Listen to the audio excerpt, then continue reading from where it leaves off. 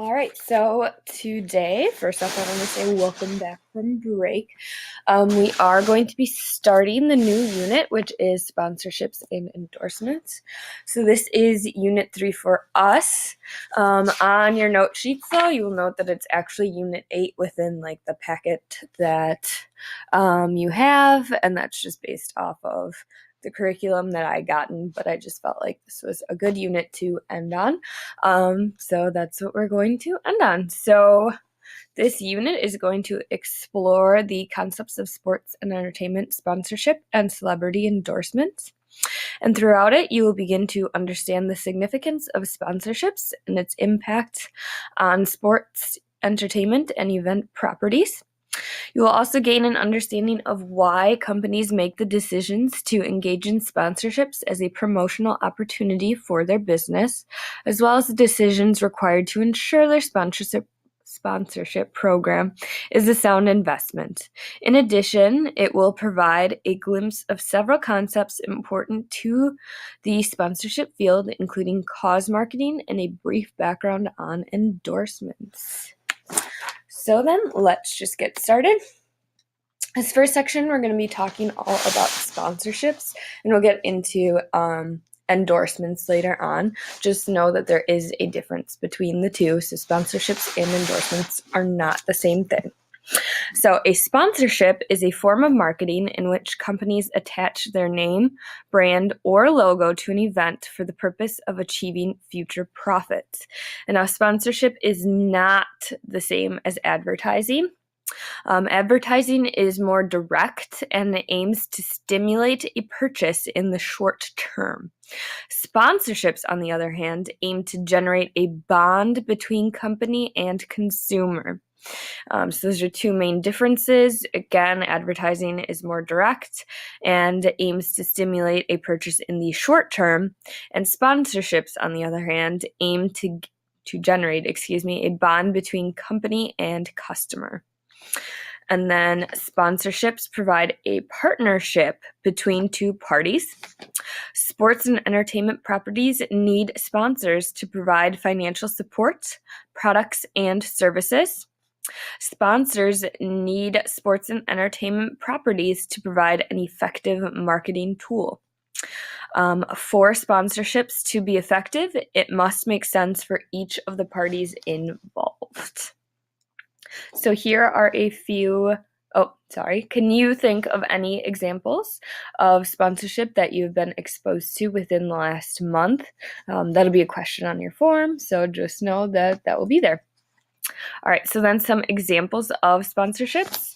The Mercedes-Benz investing in a 10-year naming rights deal to rename Louisiana Superdome to the Mercedes-Benz Superdome. Also, major corporations tend to sponsor NCAA college football bowl games. So those were just happening, right? And another one is Mountain Dew sponsoring the Action Sports Tour. Another big one is when Visa spends millions to sponsor the Olympics. It's a pretty general sponsorship. It usually happens every time that the Olympics are on. So those are just a few examples. And when it comes to sponsorships, there's usually like a package involved. And within those packages, you'll have like a contract written up and it will go through all of these different things. So usually the package will include the right to use team or event logos, marks, names, or trademarks. There's also a potential for exclusive association. So basically, exclusivity provides a sponsor the unique opportunity to be the only company sponsoring in a particular product category. So basically, if Bank America holds exclusivity rights as part of its package to, let's say, sponsor a golf event, then no other bank will have the opportunity to participate in the event as a sponsor. There could be other sponsors, just not banks. So that's like, for example, Pepsi could still sponsor that event. And then if they had that exclusivity, Coca-Cola would not be able to sponsor it.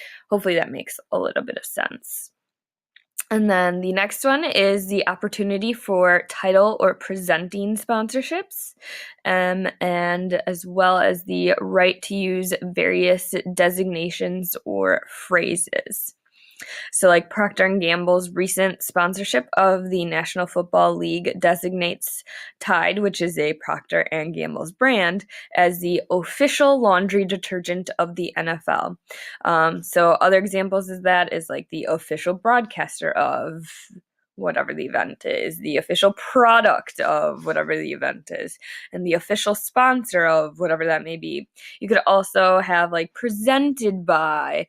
So for example, the 2015 NBA draft was presented by Bose.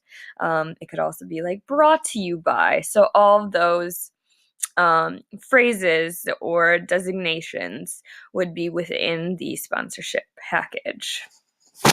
So they also have a right to conduct promotional activities and additional forms of company exposure and media time. So having like billboards and commercials that again maybe use those different like official sponsor types of phrases within the billboards or within the commercials for each of those events then.